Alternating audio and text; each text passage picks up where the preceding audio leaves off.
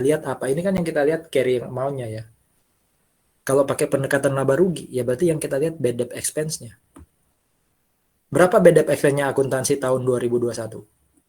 2.500.000. Berapa bad debt expense-nya pajak tahun 2021? Ayo. Bad debt expense akuntansi 2,5. Berapa bad debt expense-nya pajak 2021 menurut soal ini? 0. Berarti koreksi fiskalnya apa? Positif atau negatif? Akuntansi ada 2,5, pajak 0. Berarti koreksi fiskalnya Negatif. akuntansi ada biaya. Positif. Positif. Kalau koreksi fiskal positif atas beda waktu, munculnya apa di pendekatan income statement? FDA. Berapa? Ya 2,5 kan? Kan bebannya akuntansi 2,5. Sama kayak ini. Ya, sama kayak ini. Tinggal dikali tarif, sama-sama muncul DTA. Gitu ya. Jadi pakai pendekatan aset, pendekatan income statement, hasilnya harus sama. Silakan sekali lagi kalau ada yang mau ditanyakan.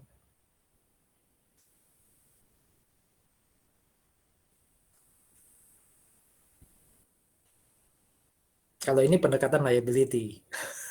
Apa lagi ya? Kalau nilai tercatat liability untuk PPh lebih besar dibandingkan akuntansi FTA. Kalau nilai liability-nya akuntansi yang lebih besar dari pajak, itu FDA. Udah, bisa dihafalin silakan. Toh kalau online tetap harus ngelihat ini, bisa ngelihat ini ya. Jadi mungkin nggak perlu sia-siakan dulu untuk dihafal ya. Oke, kita lihat kasus. Warranty expense. Saudara-saudara harus ingat waktu kita belajar AKM 1 ya. Khususnya waktu itu kita belajar current liability. Ada current liability yang namanya provision, di mana kita harus mengestimasi besarnya hutang. Hutangnya itu belum tentu akan ditagih, ya, belum tentu akan direalisasi. Tapi kita karena pakai konservatisme harus mencatat sejak awal. Salah satu bentuk provisi itu adalah jaminan. Saya jual barang, ya, yang cenderung gampang rusak, ya, maka kalau orang datang ke saya tawari mau beli nggak jaminannya, ya. Kalau beli ya lebih tinggi harganya, kalau enggak ya berarti bawah harga biasa. Kamu besok rusak, kamu harus bayar biaya servis atau spare part. Oh iya, saya ambil jaminan. Nah, dalam kasus ini ada jaminan nih. Diestimasi jaminannya itu 75 juta. Kira-kira pajak suka nggak itu? Kira-kira estimasi pajak suka nggak? Enggak. Uang allowance saja enggak, apalagi estimasi. Allowance itu kan pencadangan. Ini mengestimasi. Ya mirip, substansinya sama. Pajak nggak suka. Dalam kasus ini, ya, kita pakai pendekatan ini deh. Pakai pendekatan income statement dulu deh. Ini harusnya pendekatan liability. Di sini ada warranty expense 75 juta. Tapi di pajak nggak ada, karena dicoret. Tidak dapat jadi pengurang. Berarti koreksi fiskal apa ini? Positif atau negatif? Di akuntansi ada 75, di pajak 0. Positif. Positif. Kalau positif di pendekatan income statement itu muncul FDA. FDA-nya berapa ya? 75 kurang 0. Nah ini kan warranty expense di debit. Kreditnya apa namanya? Masih ingat nggak waktu current liability? Warranty expense 75 juta. Kreditnya apa namanya? Halo? Ini masih estimasi. Belum dibayar. Berarti kreditnya bukan cash. Melainkan apa? Lupa ya. Warranty liability. Berarti ada liability-nya akuntansi. 75. Pajak pasti 0. Wong expense-nya nggak diakui ya berarti nggak ada liability-nya pajak. Nah, lihat nih. Kalau liability-nya akuntansi lebih besar, berarti yang kanan ya, daripada liability-nya pajak, berarti FDA. Sama kan dengan pendekatan tadi, income statement. Itu ya. Ada lagi nggak nih? Oh ada. Ya. Ini agak sulit dipahami karena selisih kurs mungkin nanti kita ambil di akhir lah ya, AKM 2. Tapi coba lihat ya contohnya. tidak usah terlalu menyita pikiran. Saya coba buat gampang ya. Saya punya hutang $1.000. Waktu saya pinjam itu kursnya itu 10.000. Ya, jadi $1.000 kursnya 1 banding 10.000. $1 $10.000. Berarti kalau dirupiahkan itu jadi 10 juta. Ya. Waktu akhir Desember 2019 ya, itu kursnya jadi 9.500. Berarti kan hutang saya berkurang dong. 10 juta tinggal 9.500.000. Ya. Hutang saya akhir Desember di akuntansi itu 9.500.000. Ya. Hutang saya di pajak berapa? Nah, pajak itu bisa aja ikut akuntansi. Jadi dia ngikut akuntansi. Kalau akhir tahun hutangnya belum dilunasi, ya sudah ikut kurs akhir tahun. Berarti sama 9.500.000. Tapi kalau pajak pakai metode itu, ya sudah. Nggak ada nih isunya PSAK 46, nggak ada isunya KISO Chapter 19, karena kan sama.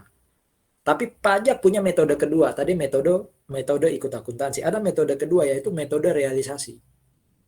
Maksudnya metode realisasi itu, pajak tidak akan ngakuin selisih kurs sampai hutang atau piutang itu dilunasi. Nah, hutang ini baru dilunasi tahun depan. Berarti pajak nggak ambil pusing dengan 9.500. Pajak itu pakai kurs awal, wes 10.000. Tahun depan kalau dilunasi baru pajak ngitung selisih kursnya. Berarti hutangnya pajak itu tetap 10.000 kali 1.000, yaitu 10 juta. Sementara hutangnya akuntansi tadi tinggal 9.500.000. Ini lebih besar hutangnya pajak. Ya, lebih besar hutangnya pajak. Oh, FTA. Selisihnya 500.000 tadi itu FTA. Ya. Itu pendekatan liability. Kan hutang ya, dilihat hutang. Bagaimana kalau pakai pendekatan income statement? Bisa ditebak nggak atau diduga nggak pakai logika akuntansi? Tahun 2019 di akuntansi itu terjadi loss atau gain? Kalau accounts payable kita berkurang dari 10 juta jadi 9.500.000, itu ada loss atau gain di akuntansi di 2019?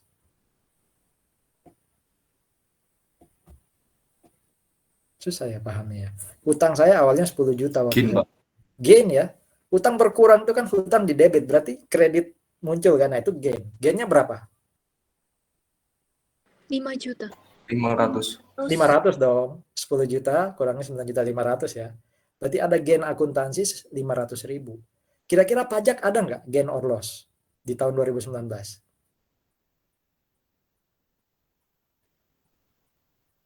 Ada nggak gain or loss-nya pajak? Nggak ada, Pak. Ada, wong dia tetap pakai 10.000 kan sebagai acuan. Berarti kalau di akuntansi ada gain 500.000, di pajak 0, itu koreksi fiskal apa? Negatif. Negatif. Kalau koreksi fiskal negatif atas beda waktu, itu muncul apa? FTA. Nah, ya sama ya. Ini pendekatan liability. Kalau pakai pendekatan income statement juga sama. FTA 500.000. Wes, pendekatan income statement selesai, pendekatan aset selesai, pendekatan liability selesai. Silakan kalau masih ada yang mau ditanyakan. Pokoknya hasilnya kalau FTA itu kali tarif DTL, FDA kali tarif itu DTA. Jadi diulang lagi tuh.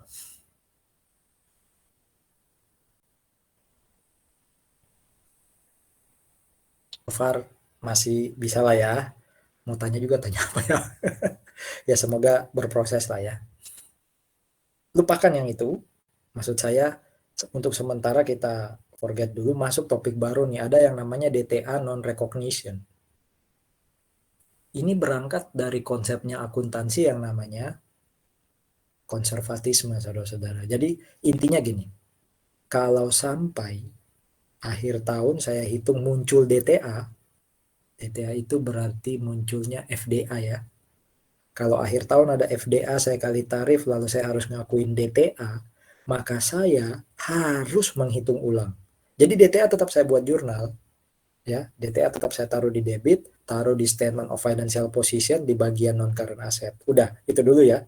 Sebelum sebelum balance sheet-nya atau financial position saya terbitkan, saya taruh dulu di financial position. Anggap aja saya ketemu 100 juta. Nah, menurut Ivers, tolong dicek ulang. Apakah benar 100 juta itu pasti bisa didapat tahun-tahun depan? Ya. Kalau sampai ada ketidakpastian bahwa 100 juta itu, ini kan aset ya. Kalau aset itu kan lebih positif gambarannya di mata pembaca ya. Berarti seakan-akan kita punya tambahan aset, padahal aset ini kan bukan aset yang kayak jual barang, ini aset pajak ini. Bisa jadi aturan pajak berubah, bisa jadi malah tahun depan saya bayar pajak, bukan DTA itu kan berarti tahun depan saya malah dapat pengurangan pajak. Nah, tolong dilihat lagi 100 juta itu pasti terrealisasi semua nggak tahun-tahun depan? Kalau ada kemungkinan dia tidak terrealisasi, walaupun awalnya saya akui DTA, kayak ada nggak jurnal tadi kita akui DTA ya? Saya balik agak jauh ya. Nah ini contoh, ada DTA 5940 ya. Di tahun 2022 yakin tah 2023, 24 atau 25 dan seterusnya 5940 ini bakal terrealisasi. Kalau memang nggak yakin, maka walaupun kita buat jurnal DTA 5940, kita kurangi nilainya. Bisa sampai 0. Berarti DTA-nya nanti dinolkan. Jurnal ini kita buat dulu kayak gini, tapi nanti kita harus lakukan evaluasi atas DTA yang memungkinkan DTA dikurangi. Kenapa harus dikurangi? Ya karena konservatif. Jangan mencatat aset terlalu besar. Kalau kita nggak yakin bakal direalisasi. Kalau hutang, catatlah lebih besar. Ya, karena kalau besok ternyata kita nggak bayar, kita bersyukur. Tapi kalau hutang nggak dicatat, ternyata besok kita bayar, kan kita sedihnya bukan main. Ya, aset sebaliknya. Kalau nggak bisa kamu pastikan direalisasi, jangan dicatat dong. Ya, mending dihilangin. Besok kalau dapat, wah bersukarianya kan sangat-sangat. Ya, jadi itu yang jadi apa ya, pokok bahasan. Ya, fokus dari yang namanya DTA non-recognition. Buat dulu pengakuan DTA, baru nanti kalau dimungkinkan dikurangi. Tidak harus loh ya, tapi kalau menurut soal ternyata harus dikurangi, maka kita harus mengurangi. Nah, patokannya ini. Seandainya perusahaan itu punya DTA, tapi ternyata di masa depan ada kemungkinan DTA-nya nggak bisa direalisasi, ya kemungkinannya harus probable. Probable itu di atas 50% kemungkinannya. Bukan 50% dari DTA ya, tapi tingkat kemungkinan. Hati-hati ya. Jadi yang disebut probable itu tingkat kemungkinan, bukan besarnya DTA yang harus dihapus, bukan. Kalau di soal pasti disebutkan itu probable atau enggak. Kalau hanya possible, tidak masuk, harus probable. Baru DTA-nya harus dihapus. Ya. Yang pasti pokoknya probable itu di atas 50%, wes. Ya. Tapi berapa DTA yang harus dihapus? Lihat lagi soalnya nanti. Pak, bagaimana dengan di praktek? Kalau di praktek itu akan sangat-sangat bergantung pada pengetahuan pajak kita, juga terawangan pajak kita. Umpama ya, di tahun 2022 muncul DTA 100 juta. Ada isu bahwa besok tarif pajak turun. Berarti kalau tarif pajak turun bisa jadi kan DTA saya nggak bisa saya realisasi semua. Ya saya kurangi nilai DTA-nya. Tinggal insting bisnis saja sama hikmat dari Tuhan ya. Itu probable atau nggak probable tuh perubahan tarif pajak. Ya. Tapi kalau di soal gampang. Tingkat kemungkinannya probable dan DTA yang harus dihapus sekian persen umpam. Kalau di praktek memang ya butuh hikmat. Ya. Oke, ini ya. Jadi probable itu paling nggak 50% ke atas. Oke, kita lihat kasusnya. Ada DTA 93750 di akhir 2018. Ya, ada DTA 93750. Oke. Itu akhir 18. Akhir 19. Oke. Ini kan 375. Ini berarti kumulatif temporary difference. Temporary difference yang mana ini? Taxable atau deductible? Halo? Ini temporary difference. Ini kira-kira taxable atau deductible? Yang 375 ini. Paham nggak pertanyaan saya? 375 ini kan temporary difference. Pertanyaan saya, itu temporary difference yang taxable, berarti FTA ya, atau temporary difference yang deductible, berarti FDA? Yang mana? Taxable atau deductible? Cara jawabnya adalah lihat aja yang muncul DTA. Berarti ini apa?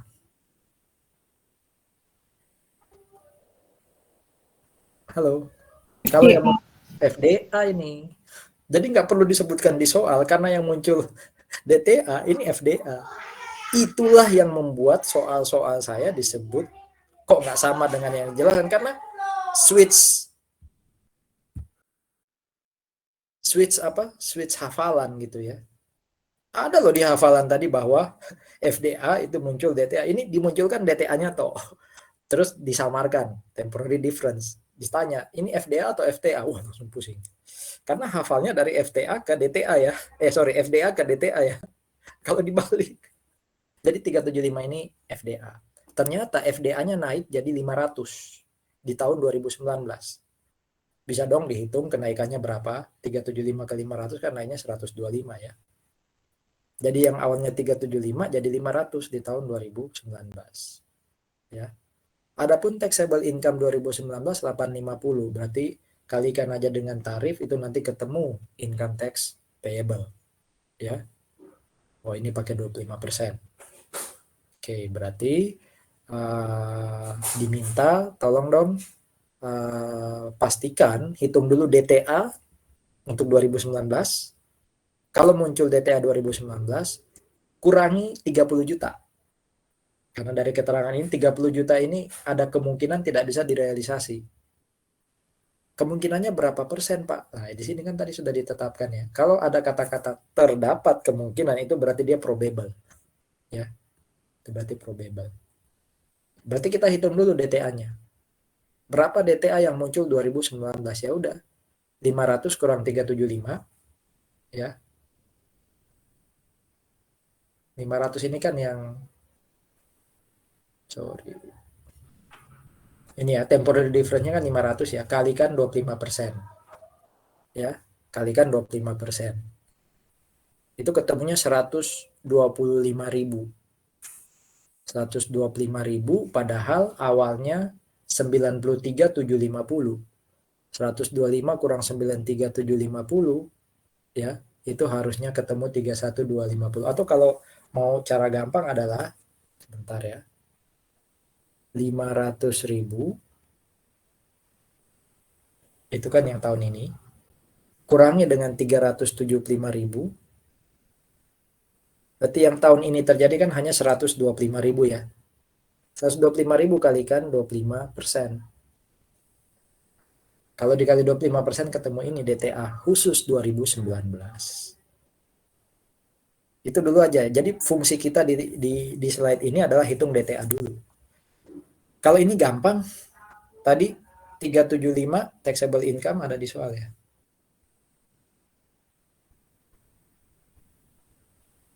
Sorry, taxable income. Nih 850 ya, sorry 2019 kan. 850 ya. Kalikan 25%. Oh, ketemu 212.500. Sudah, income tax payable 212.500. DTA ini tadi ya cara hitungnya 500 kurang 375 kali 25%. Income tax expense dari mana? Nah, ini tidak ada beda tetap ya. Berarti 725.000 kali 25%, benar nggak? 725 kali ya. Jadi 181.250 ini dari 725 kali 25%. Ya kan? Financial income kali tarif itu income tax expense. Ini sebenarnya jurnal gampang kayak tadi ya. Nah, sekarang saya tanya deh, Tidak ada di fokus ini sih, cuma saya tanya. Berapa current income tax expense? Dari soal ini, berapa current income tax expense? Saya belum bahas yang jurnal bawah ya. Saya mau ngulang pembahasan kita sebelum. Berapa current income tax expense?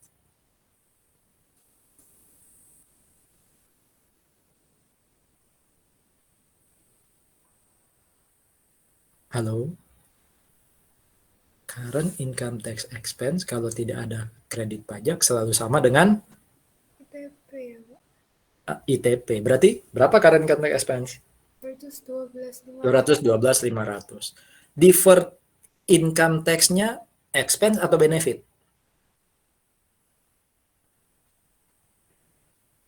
Nanti muncul deferred income tax expense atau deferred income tax benefit. Sudah pasti benefit. Kenapa? Karena current-nya aja 212. Total income tax expense-nya 181. Berarti pasti muncul deferred income tax benefit. Berapa deferred income tax benefit-nya? Harusnya ini kan. 31250 kan. Karena DTA kan biasanya memunculkan deferred income tax benefit.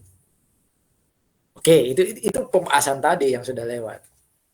Yang sebenarnya jadi fokus kita di sini adalah kalau kita sudah ketemu DTA, maka DTA itu harus dikurangi. Nggak semuanya diakui untuk tahun ini. Dikurangi berapa? Oh, di soal di sini sebut 30 juta. Karena 31.000 itu sepertinya nggak akan terrealisasi. Hanya selisihnya sekitar 1.250.000 yang terrealisasi. Makanya DTA di sini dikredit. Ya, DTA-nya dikredit. Nah, lawannya itu income tax expense. Jadi nanti DTA-nya tinggal 1.250. Ya, itu yang disebut sebagai non recognition of DTA. Ya, non recognition of DTA. Ada pertanyaan?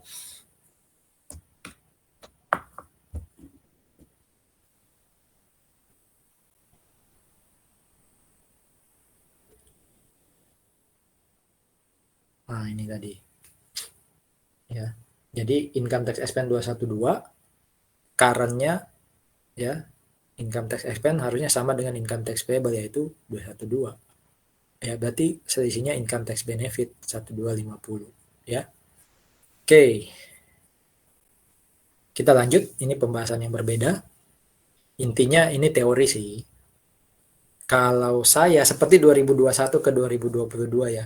Kalau saya akhir 2021 ya, menghitung atau saya lebih lama lagi 2020 menghitung DTA, DTL itu pakai tarif 25%, maka harusnya di 2021 karena saya sudah tahu 2022 akan berubah jadi 22%, harusnya saya pakai tarif 2022 untuk ngitung DTA DTL 2021.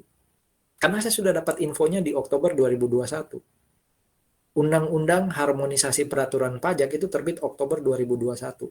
Sebelum laporan 2021 ditutup.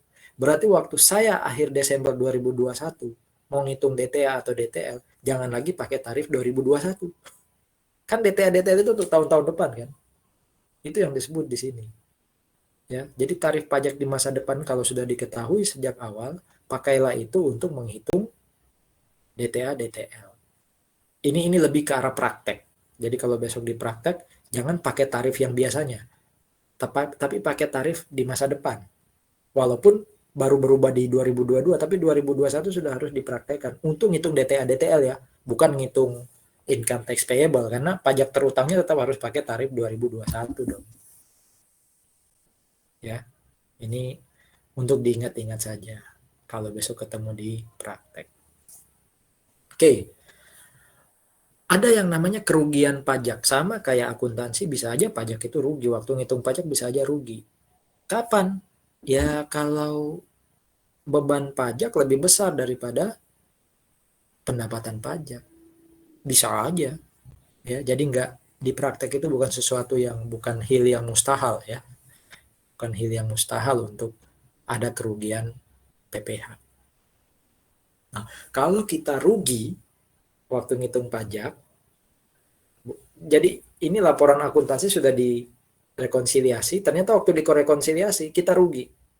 Kalau kita rugi waktu ngitung laporan pajak, maka satu, tahun ini pasti saya nggak bayar pajak, uang rugi yo. Untungnya lagi, syukurnya lagi, rugi saya tahun ini bisa saya bawa ke tahun depan untuk saya kompensasi. Jadi kalau saya rugi tahun ini 5M, pasti saya nggak bayar pajak. 5M itu bisa saya kurangi dengan laba saya tahun depan. Jadi kalau tahun depan anggap aja revenue saya 100M. lalu biaya saya 97M ya. Saya kan laba 3M ya. 3M itu nggak kena pajak lagi karena tahun sebelumnya saya masih rugi 5M, berarti masih ada selisih lagi 2M rugi. Bisa lagi dikurangi tahun depan. Jadi enak tuh. Rugi kok enak ya. Tahun ini nggak bayar pajak, tahun depan kalau kita dapat laba, rugi tahun ini bisa dikurangi. Itu yang namanya kompensasi rugi. Tapi seperti yang dipelajari di perpajakan, batasnya cuma 5 tahun. Jadi kalau sampai tahun kelima masih ada sisa rugi, itu hangus. Ya, harapannya nggak lama-lama kita rugi. Ya, intinya adalah kalau kita rugi, jangan bersedih. Ya, karena tadi nggak bayar pajak dan tahun-tahun depan bahkan kerugian itu bisa mengurangi kita ya supaya tidak bayar pajak lagi tahun depan. Jadi nikmat apa lagi yang kita tidak syukuri gitu ya sebagai wajib pajak. Nah, pertanyaan saya, kalau tahun ini saya rugi, yang muncul FTA atau FDA? Berdasarkan keterangan saya tadi, kalau tahun ini saya rugi, maka tahun-tahun depan itu akan muncul FTA atau FDA.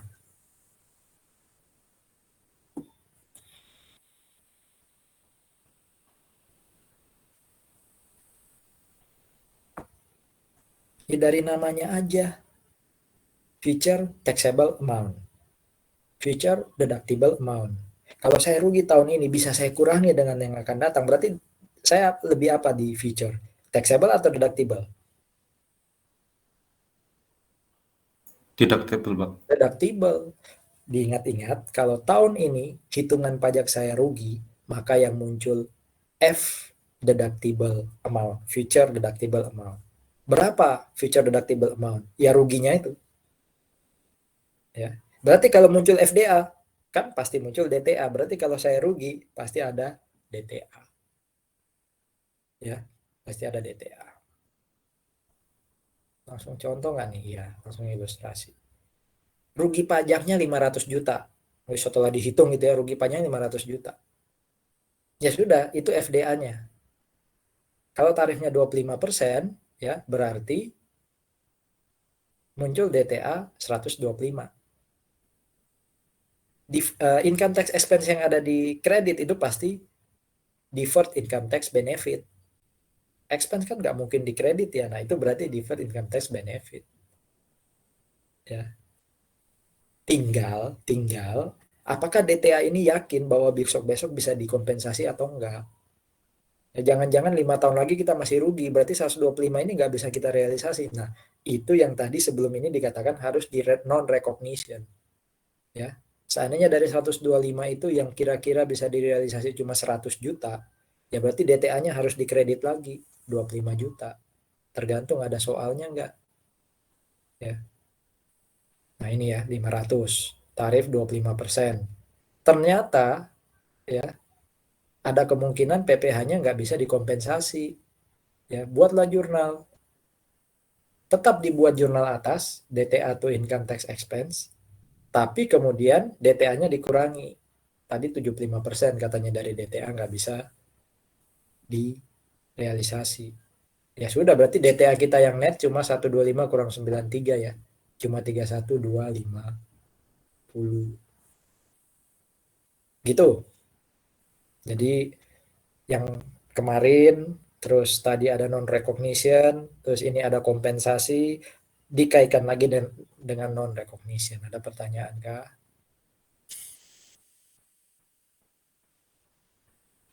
Ini saya skip aja ini apa? Intinya pokoknya kalau memang tidak probable maka tidak perlu non recognition. Ya. Mengulang lagi, mau defer tax asset atau liability pasti non current ya. DTA atau DTL pasti tempatnya di non current ya. Boleh di offset ya. Kecuali pakai VAR ya. Itu offside, Pak. Maksudnya offset itu gini Saudara-saudara. Aset kita 42, liability kita aset kita 54, liability kita 259. Ya, maksudnya deferred tax liability kita 259, deferred tax aset kita 54. Nah, boleh dihapus. Jadi yang disajikan cuma DTL berapa? 205. Itu yang namanya offset. Jadi kalau saya punya DTL 259, punya DTA 54, di neraca di statement of financial position boleh kita hapus yang 54, tapi 259 kita kurangi tinggal 205. Itu namanya offset. Boleh, berarti kalau tetap mau disajikan dua-duanya juga monggo. Kalau di income statement tadi ya disajikannya apa? Per baris ya. Ini chapter income statement chapter 5 ya. 4 atau 5 tuh di income di AKM 1. Ini tinggal teori dan semacamnya, review dan semacamnya. Oke, ini juga semacam summary ya. Summary juga. Nah, ini ilustrasi 6 nih. Apakah terakhir ini? Sebentar. Apakah ini slide terakhir sambil saya charge dulu?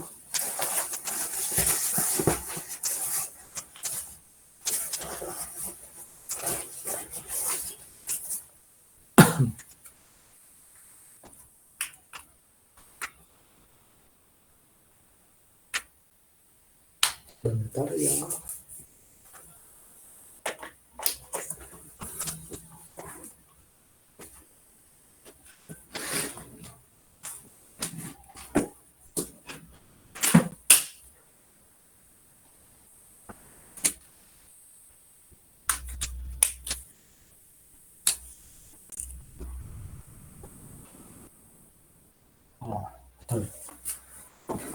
Slide terakhir.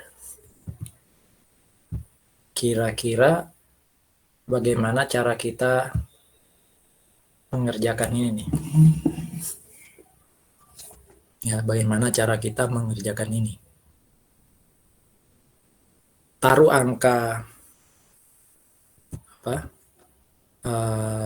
taruh angka financial income paling atas ya,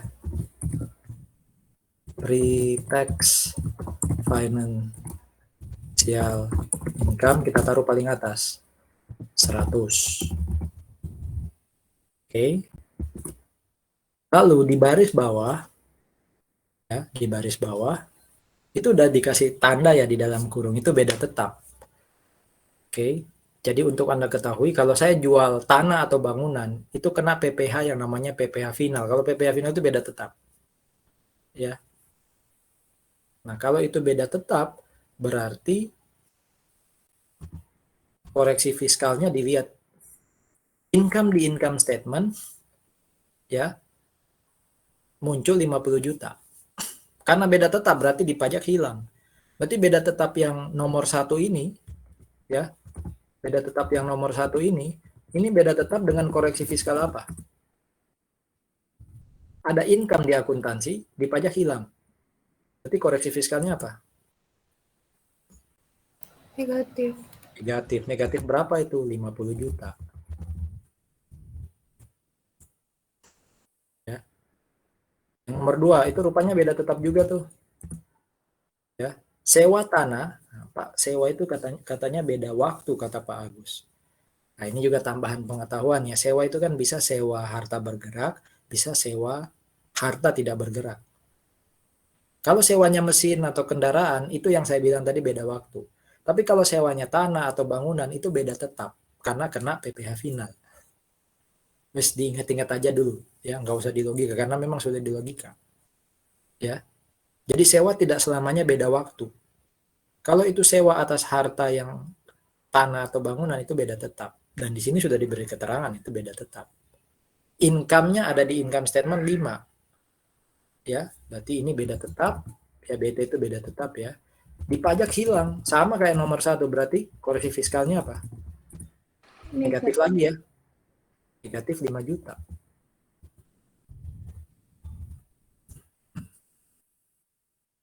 Nomor 3 dan 4 tidak ada tanda beda tetap, berarti itu beda waktu. Ya, itu beda waktu. Sekarang coba dianalisis. Koreksi fiskalnya positif atau negatif yang nomor 3?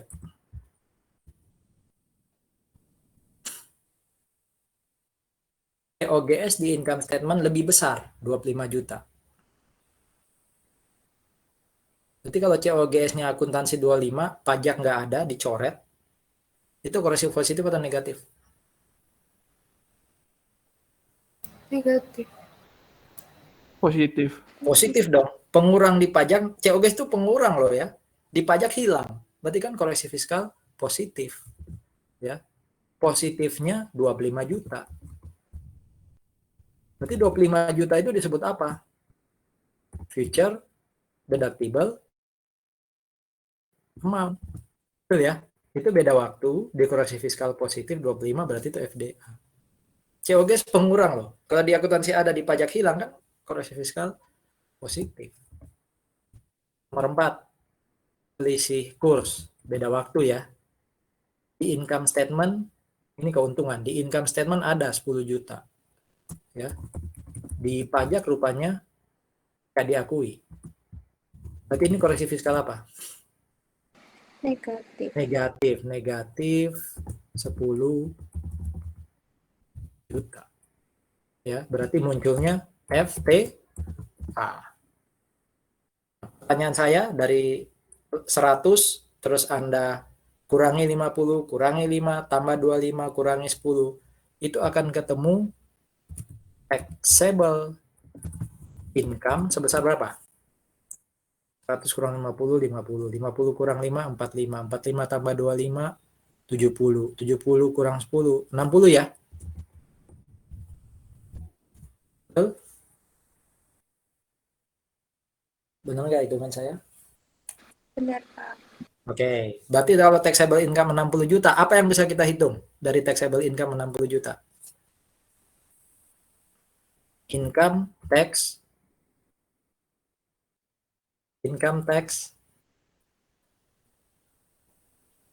hello, taxable income kali tarif, income tax, Expense. taxable Payable. income kali tarif, payable, ya, dikali 25%, ketemu berapa ya? 15 juta? Betul? Betul, Pak. Oke. Apalagi yang bisa dihitung selain ITP? Nomor 3. Yang dari nomor 3 itu beda waktu FDA. Berarti akan muncul D. T. Yang nomor 3 DTA apa DTL? DTA. DTA-nya berapa? Tolong kalikan 25 juta kali 25%. 12,5 bagi 2. 6250. 6.250.000. Nomor 4. Sebetulnya DTL ya. Karena di situ FTA. Tolong dihitung berapa DTL-nya. 10 juta kali 25%. Berarti 2 juta 100.000. Ya kan? ITE-nya berapa? Sebelum menghitung ITE kita masukin jurnal aja dulu. Saya nggak bisa buat jurnal yang rapih ya. Oke. Atau gini aja. Ini saya stop sharing. Ya. Lalu saya share sebentar Excel.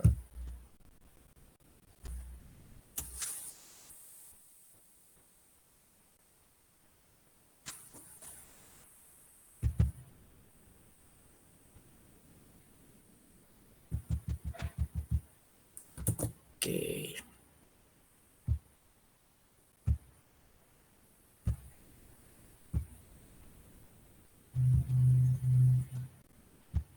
Nah, dari Excel ini saya sudah bisa buat jurnal berdasarkan catatan ini. Simpan dulu ITE di sisi debit. Ya. Yang muncul tadi kan ada DTA. DTA berapa sih? 6.250.000. Oke.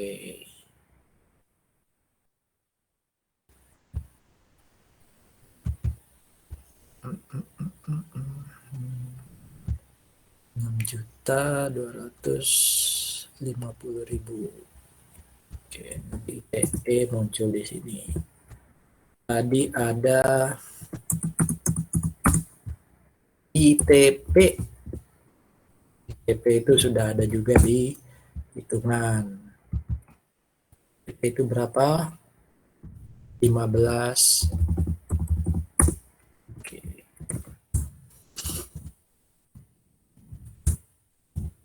Oke, yang ada lagi DTL ya. DTL. Berapa hitungan DTL kita? 2.500.000. Ini gampang ya pakai cara apa? Excel saya kelihatan kan ya? Kelihatan, Pak. Oke, berarti gini aja. Ya, caranya sama dengan 15 plus 500 kurangi 11.250. Cara paling gampang kan dibuat selisih kan. Padahal 11.250 itu bisa dihitung. Ya, 11.250 itu bisa dihitung. Dari mana?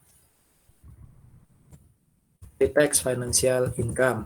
Pre-tax financial income itu tadi angkanya adalah berapa pre-tax financial income kita?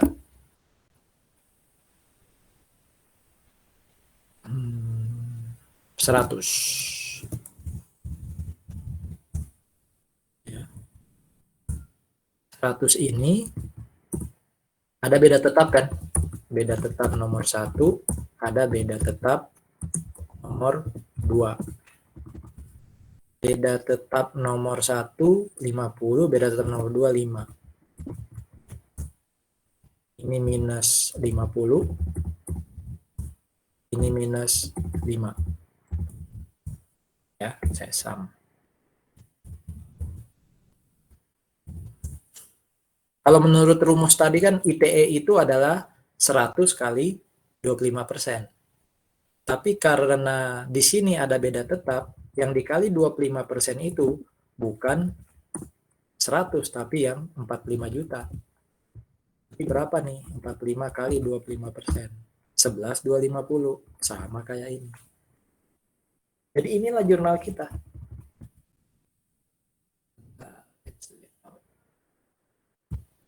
Nah, inilah jurnal kita nih.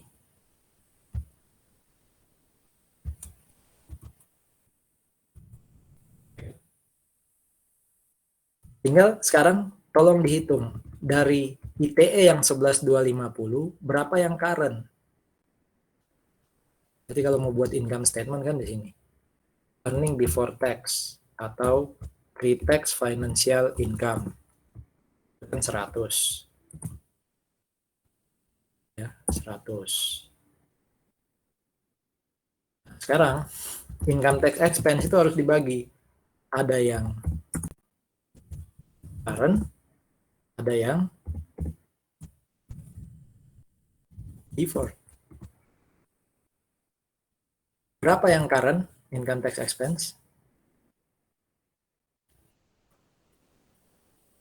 Ayo. Income tax expense yang current kalau tidak ada kredit pajak maka dia akan sama dengan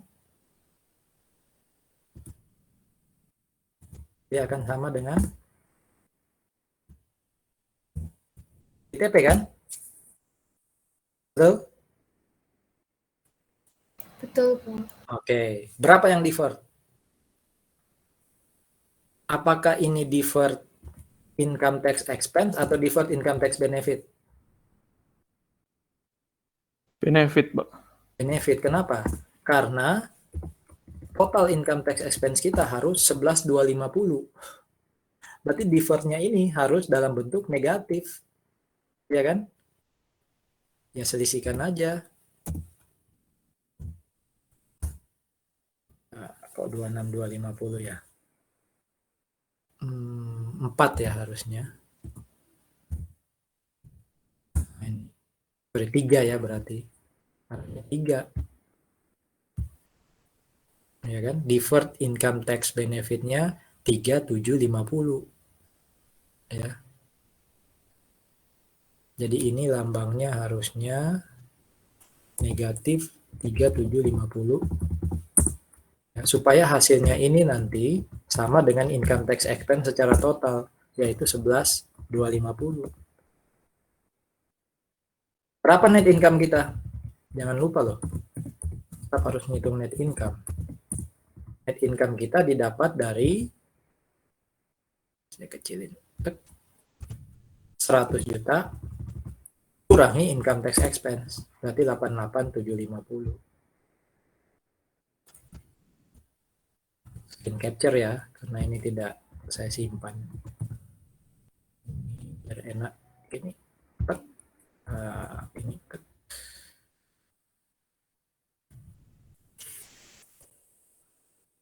Apalagi yang masih belum terbahas. Oh iya, ada cara kedua ya. Kita kurangi tadi 15 dengan 11 sudah dapat 3750. Cara lain adalah selisihkan. DTA itu kan income tax benefit. Ya kan? DTL itu kan income tax deferred income tax. Ya. Kalau ini diselisihkan sama ya 3750. Masih lebih besar aset kan 6250, berarti itu deferred income tax benefit. Itu cara membuktikan ya. Ketemu 3750 berarti sudah pas. Apalagi yang perlu dibahas, current, deferred. Sampai sini ada pertanyaan untuk ilustrasi terakhir kita itu.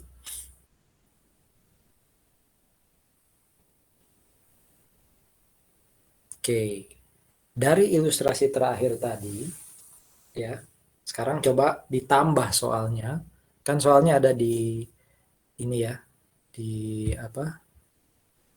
Di slide paling akhir tadi ya. Ctrl N.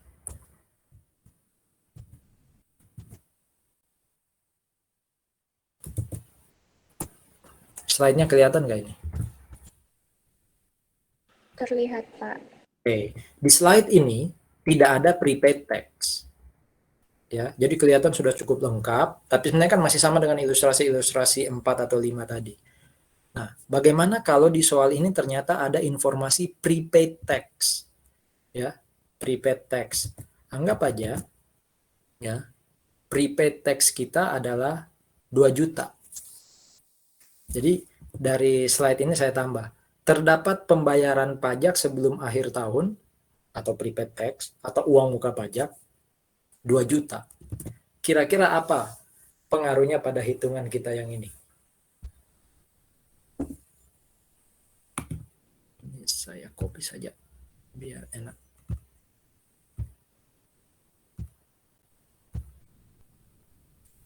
Saya punya prepaid tax 2 juta. Apa sekarang pengaruhnya pada jurnal atau hitungan ini? Berarti saya sudah nggak bisa lagi pakai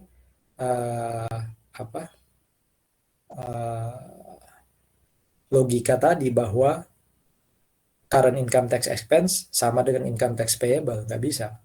Karena logika bahwa current income tax payable sama dengan current income tax expense sama dengan income tax payable itu kalau tidak ada kredit pajak. Ya. Yang tidak berubah itu adalah ini. Income statement-nya tetap. Ya. Income statement-nya tetap. Yang berubah itu jurnalnya. Ya, yang berubah itu jurnalnya.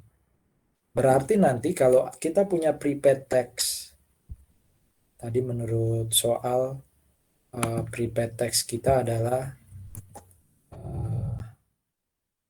2 juta. Ya, 2 juta. Maka rumus di kredit kita ini nambah. Ya, prepaid tax. Prepaid itu kalau kita pelajari di mana? Di akuntansi, saldo normalnya di mana sih?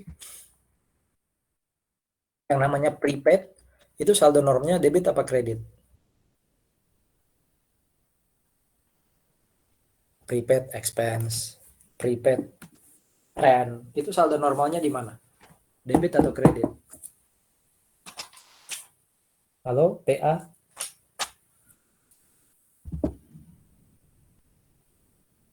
Anda bayar uang muka, ya, sewa.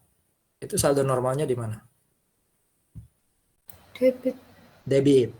Oke, berarti waktu saya bayar pajak pertama kali sebelum akhir tahun, ya, itu saya akan buat jurnal prepaid tax debit to cash. Tadi 2 juta ya.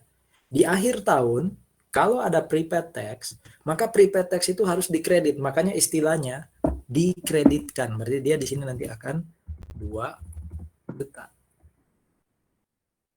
Ya. Jadi kalau saya bayar pertama kali prepaid tax to cash 2 juta, di akhir tahun dia harus dikredit karena dihapus. Makanya istilahnya dikreditkan. Apa akibatnya terhadap income tax payable kita? Apakah saya harus bayar 15 juta ke negara di akhir tahun? Tidak. Tinggal berapa saya bayar ke negara? 13. 13. Jadi total PT dan ITP, kalau ada PT ya, kalau ada prepaid tax, itu tetap sama dengan income tax payable. Ya. Berarti ini tinggal 13. Ya. Nah, ini harusnya 15 ya, karena tadi berubah. Ya.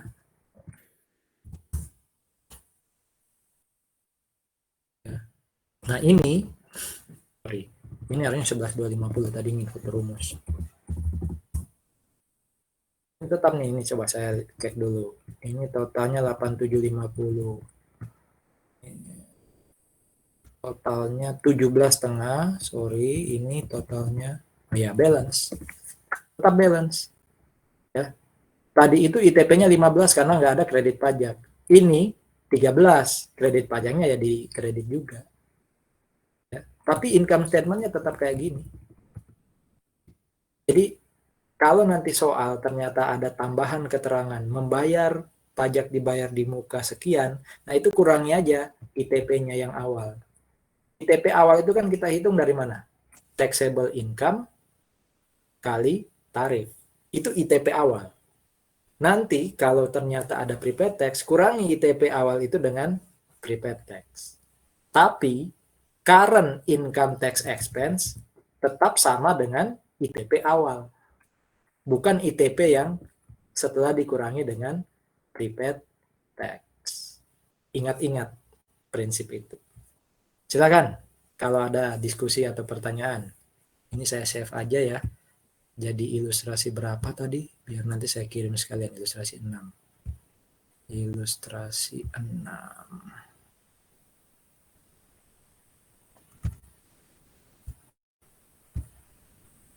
KM2. 12. Ilustrasi 6. Kita kirim. Saya hapus. Silakan. Ada diskusi yang chapter 19 sebelum nanti kita lanjut ke